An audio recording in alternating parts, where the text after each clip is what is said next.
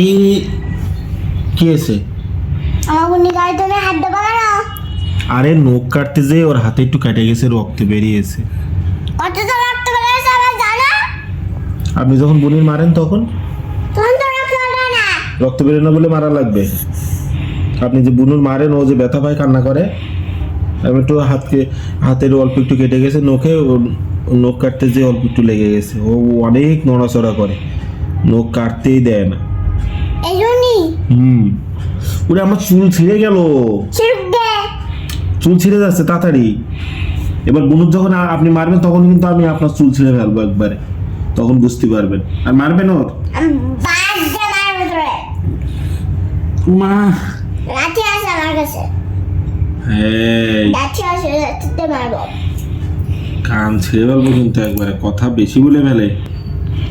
তোমার কত বড় সাহস আমার বুনির গায়ে হাত দাও? আরে আমার তো হাত কাটে গেছে অল্প একটু, আমি হাত দিচ্ছি, ওটা মারিছি আপনার মতো, আপনি যেরকম ওনাকে মারেন